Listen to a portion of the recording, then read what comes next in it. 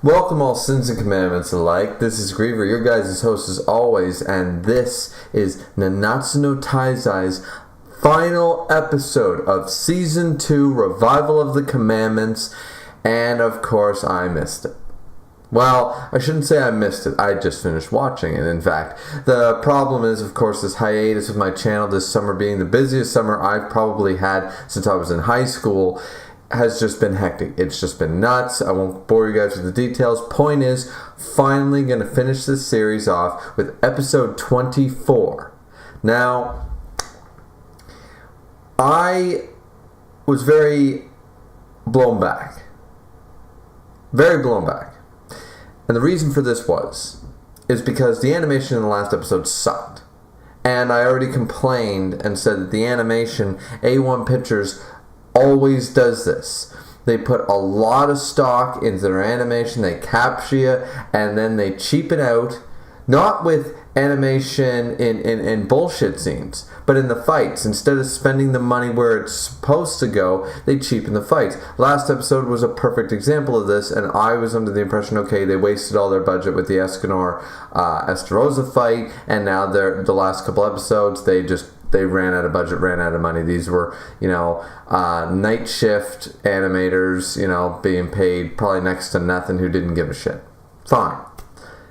But this episode, animation was back to par. The opening sequence with Meliodas versus Fraudrin, I thought was actually above par. I thought that was really well done. And I sat back and I was like, whoa, wait a minute now. We're talking about an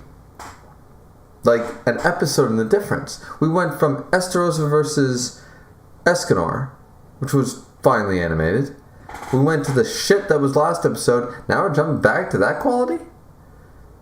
Once again, it felt like they were on budget or some shit with the last episode, but now, with this being the last episode of the season, which kind of sucks because, I didn't get to be here for the actual finale I was considering a live reaction for the final episode and stuff, but of course, shit got in the way.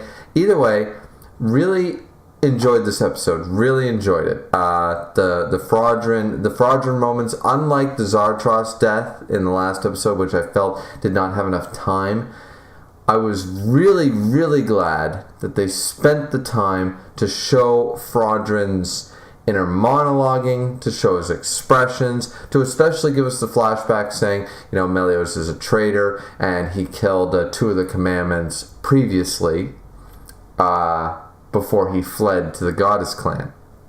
This would explain how, to get the numbers correct, remember there are 10 commandments.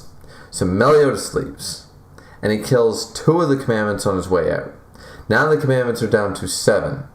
Now, I'm not 100% whether Zeldris was a part of the commandments at this time or not. I believe he was, but he may not have been. But this made room for one or both of Meliodas' brothers here, the Estarossa and Zeldris. It made room for Fraudrin, because as we see in the flashback, come on guys, we all know it's Gother. The end of the episode says, I am Gother of the selflessness of the 10 commandments. So, Gother was also gone. So, right now, there are 4, at the very minimal, 4 of the original commandments that aren't part of the current roster. Now, I would surmise to say that Gloxinia and Dolor are 2 of them. Meliodas left, and Gother left. So, who else was there? Well, you can speculate all you want, but at the end of the day, Gother, the flashback with Gother, expressing himself and telling Fraudrin all about the reasons Meliodas left, was very, very interesting. And I liked the overtone scale they gave to it, and how Meliodas even remarks, you are not of the 10 commandments. You do not have the commandment of selflessness. You don't actually possess a commandment. You have strength, you have power, worthy of a lower ranked, or a high ranked demon, a lower ranked 10 commandment being 31,000 battle power. That's pretty good. Pretty good, I say. but you are not a true commandment. You're just a sub. You're a substitute for their numbers being dwindled. And we find out later it was Gothers. Now what that means in the end, of course, manga viewers, we all know, but I won't spoil that here. It's definitely an intricate part of the story. And the entirety of the Fraudrin, Griever, Dreyfus flashback, learning what it is to protect someone you love, and that matters more than pride and clans and borders and all that. That was so well done. The music, the timing, even though I don't understand Japanese, I thought the voice acting was on point. The emotion could be felt. I was really happy. I was really happy with it. I felt like they could have drawn out just that one scene. Fraudrin could have said one or two more things to little Griever there, and then like just one or two more words, one or two more sentences, that would have been fine. But I didn't feel like it required it necessarily. I thought it was drawn out properly, good pacing, good scene. Then Meliodas fucking poof. And Jesus, that's Griever, Yabero, all that shit, and Meliodas doesn't care. Right now, he's gone to the damn dark side. He's totally the tragedy of Anakin Skywalker reminiscent in this guy. All Emperor Palpatine got to this fucker, because this is nuts. He went total demonic right away. He's malicious. He's ill-intended. He's revenge bent. He's just so. At the end of this fight, or call it a fight, it was more like a massacre and a sad ending to Fraudrin, who did commit, as Merlin points out, committed heinous crimes, of course, over the number of years, number of centuries, really, but still did not deserve. That's not who Meliodas is, and this is not what he deserved. This isn't something, that wasn't right. What he did wasn't right, even though, you know what I mean? We all know it. We can all feel it. You can try to analyze and explain why it's not. But, yeah, no. So, Bond doesn't even know how to look at him. Meliodas doesn't even know how to look at Bond. They don't do that. This is the only time I've witnessed that they do not do their traditional, Bond, captain, patty cake on steroids, and arm wrestle. They're not doing that. He just walks up to him and just pat, glad you're alive, walks away. And Meliodas doesn't know how to handle himself. Now this is where Escanor, it's not totally timid Escanor, but it's pretty close. It's just slightly muscular Escanor. More like a skinny, like a little bit buffer version of my lanky body, you know what I mean? Something like that. And so he's kind of in between being the lion's inner pride versus, the weak, timid Escanor. And him and Merlin are talking the first time they've seen each other. Oh, you returned to yourself, I'm so happy to see you, but you don't seem to. They're talking about Meliodas' curse. There's a lot, because Meliodas has been cursed by the Demon King to always return to life. Now, at first you're thinking, curse? What? I mean, Merlin actually froze her own time, so God knows how many hundreds of years she's been alive for. She froze her own time because she knows that time is an issue when you're powerful and knowledgeable and want to learn. So she was like, forget that, I'm going to freeze my own time. She chooses not to die. Meliodas, when he dies, comes back to life as a curse by the Demon King. Now, I will say this up front, anime viewers, in case, I know they're few and far between and I might be wasting my time. But I will do a slight spoiler in about 5, 4, 3, 2, 1. This curse, I won't explain what the curse is, but this curse is not a good thing. This curse is terrible. There is more to this curse than Meliodas simply always coming back to life and not being able to die. And one of the other things, which is known in the episode, is the reverse side effect is every time he dies, his emotions get eaten away. He's basically stripped back down. And he probably spent, as a malicious demon, as Merlin explains, he was the most wicked of all the demons. He was the most despicable, destroyer of worlds sort of demon. And he was cruel. His cruelty knew no bounds. And for that to be your base, and to build up to what the Meliodas that we know. Now imagine all the hard work. It's like a recovering alcoholic. A guy who drank himself to death for hundreds of years. Then spent all that time getting sober. And then all of a sudden, you get him plastered. You get him drunk as hell. Now, you can't expect him. He spent decades to build up this tolerance, this ability to live without alcohol and actually be a productive member of society. It's very difficult. Drug problems, whatever. I'm just using alcohol as a example here. And then you give him a bender where he goes off for 3 days, a week, a month, and just gets plastered all way back like the old days. And now you expect him to just turn it all off again and go back. It doesn't work that way. The mind, the body, the emotions, it does not work that way. It can't work that way. It's something, and this is even more imbued in your personality. This is almost a facade. Who he is originally at his core, what he was born like, was a cruel, wicked individual. And he was an Emperor Palpatine. He was a Hannibal Lecter. He was a, I don't know. Just think of some of the worst villains. I mean, Darth Vader's more tragic version, blah, blah, blah. But he was a terrible person. And he spent all this time for the woman he loved to try to be a good person.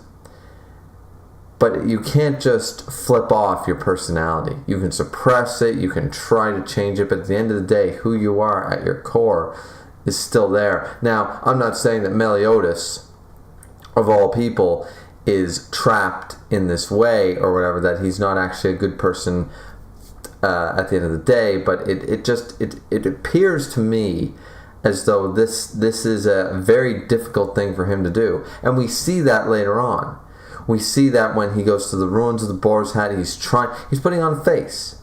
It's something he got so accustomed to over the years from back in season 1 when we knew him. This almost became his personality. That little bit of darkness, that little bit of demonic that would come out almost unconsciously was still there, but it was buried so deep that he didn't even know he was using it. Because he had pretty much convinced his body, his personality, his soul, that the happy-go-lucky captain is who he was. But deep down, there's always been that little dark seed of what he was. And now that seed basically flourished, and now he's got to put on an act again. And we see that within him. And then Elizabeth comes to the ruins of the Boar's Head, and they have a private moment together, and he just loses it. He breaks down completely, saying, I killed Fraudrin, and I liked it. And what scares me right now is I still like it. That felt good. And I don't feel regret. I don't feel sadness. I still believe that was a good thing to do, and I'm happy about it. And that scares the living shit out of me. Now, the anime did it a little different, but in the manga he says, this scares the shit out of me. That I do not feel anything about this other than joy. That I killed this guy. And he breaks down because he's so upset with himself. It's kind of an oxymoron there. He's happy. He can't feel sadness about what he did, but he's not able to comprehend the emotion anymore. And as Merlin explained, his emotions were stripped down every time he's revived. And we get a little tidbit that I don't believe was in the manga. I didn't have time to check, guys. But in the manga, he does not say this line, in which he does in the anime, which is, I'm very afraid of turning back into who I once was. Which is very easy. You got to remember, it's tempting. It's once again using the alcoholic. If the alcoholic is surrounded by a bunch of good people, family, friends, it's all fine, work buddies. But you don't take that alcoholic with all that willpower and take him to a bar every day either. So it's the same idea, right? So now that he's gotten a taste for it, sort of idea, he's regressed back to this state, and he's teetering on the edge, and he wants to, he's just kind of sitting there, and what he says is, I'm terrified I will become that person again, but I'm even more afraid that if I don't, because once again, the dark side is powerful. Star Wars has taught us that. Quicker, easier, more power initially. So basically it's the quick fix. I mean, you're damned forever, but it's the quick fix. And which it is. The dark side is like instant master level. You get great power. And no one gave them the Spider-Man line about that. So he says, without this power, I won't be able to save you. And he's weeping, and that was a slip. He did not mean to say that. We as manga readers know that, because Elizabeth questions it and says, "Save me." Now, this could have been in the manga. Once again, I didn't check it, but I don't remember that being there. That little bit of foreshadowing for what's to come. We get a very nice tender moment. We get the nice soundtrack. Everything works out really good there.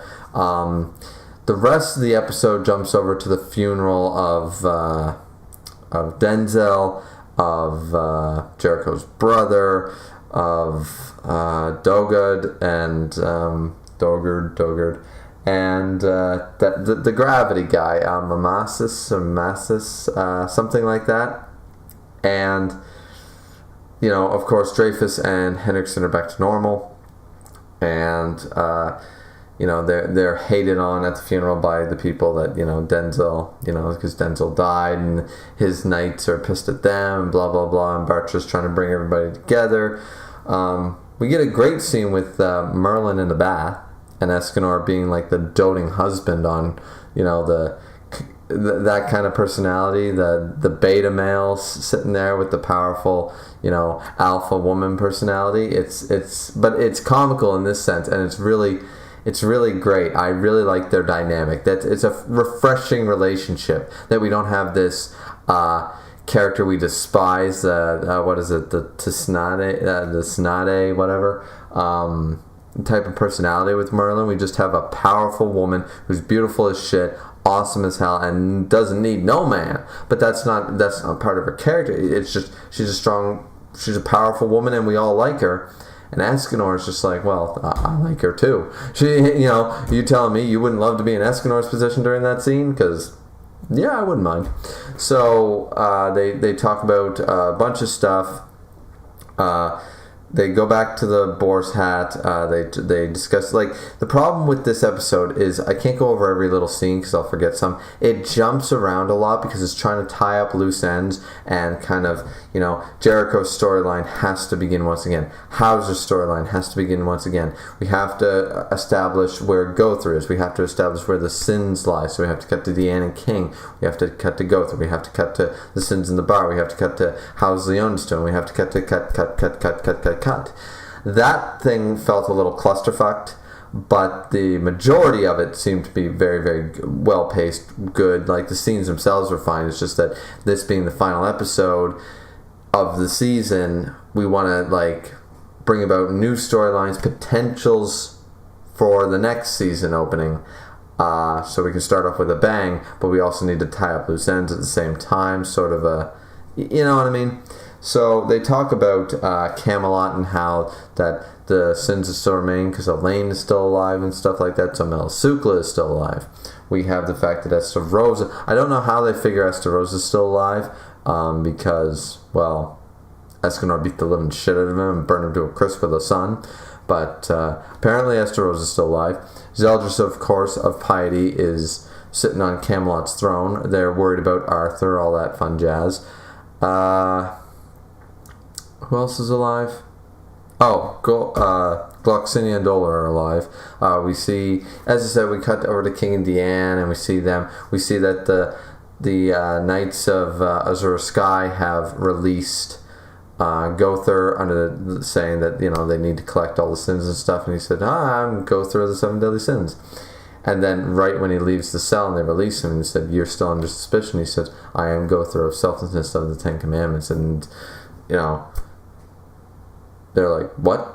Death Pierce is like, we just released you and now you frickin' tell us, sort of idea. So that is, we already kind of knew that from the flashbacks and all the like. We saw that already, so it was something that we, it wasn't like a shocker in this episode. It was like, okay, when are they going to find out, more than anything? Because clearly in the flashbacks from Fraudrin, you could tell who it was. And yeah, so the episode kind of ends with them all saying, we're going to collect the sins, and we're going to, this time we need all of them. We need the battle strength. Merlin gives a good speech. There's always hope, sort of idea. We won this round, just stuff like that. So we have a lot of plot lines going here. Bond is worried, of course, about Elaine, because Elaine's apparently still alive. Escanor just rejoined the group. Merlin got her body back. Meliodas is scared as shit of himself because he's a demonic asshole right now. Elizabeth is worried about him. There's movement with Jericho. Jericho, once again, has gained magical ability. Her brother's magical ice ability has gained that power in lieu of her brother's death. I don't think I'm forgetting anything important here, but I might have missed something, guys. It was a great episode, but I had to do other things, so I watched it, then I spent some time. Now I'm reviewing it right now, so I might have missed a few things, but no, great episode. Felt like the ending, I felt like it should have been more complete, almost like season 1. Like, in case there's no season 3, here's a good conclusion, like cliffhanger conclusion. It felt like more like, okay, there's going to be an episode 25. To me, I knew there wouldn't be, but I kind of had to doubt. I had to check the episode list about halfway through the episode to make sure. Well, not halfway through, more like 3/4 of the way through, because I'm like, the timestamp is coming quickly, and this does not feel complete like a season end. Like they ended the battle, sure, but they haven't tied up enough loose ends. All they've done is start new plot threads. So, but anyways, no, I liked the episode. The animation was back on track, of course. Probably budgeted properly for the final episode. Still don't like the A1 Pictures does that, but what can you do? I'm just happy that Seven Deadly Sins does have an anime, which is great. Have not heard anything about season 3, looked into it, haven't seen anything online as of yet about whether they've been renewed for another season, what's going to go on there. I'm happy to be completed this series, guys. I have reviewed from episode 1 all the way now to 24. Did the whole season. Really happy about that. Only wish I had done season 1. Now, when the English dub comes out, I will not be re-reviewing it. I might make one video after I've watched the whole dub and be like what I liked, what I disliked, character voices, that kind of stuff. I might give like a quick 10-15 minute review of the whole of the season once I've watched the English dub and say what I liked versus the Japanese, the translations, things like that. But yeah, so that's basically the end of an entire series of season 2, Nanatsu no Taizai, Revival of the Commandments. What did you guys all think of the season? What did you think of my reviews? Did you love them? Did you hate them? Please like, subscribe, comment as always. Always appreciated. We'll see you back here next time for a manga review. Now I just got to find, I guess, either keep sticking to the manga because I'm so far behind right now on my videos that I probably won't be starting any new series anytime soon. But if another anime comes up that I'm really looking forward to and I feel like I could do a week-to-week review of it, I'll let you guys know then. So thanks guys so much for watching. This has been Griever. We'll see you next time. Peace out.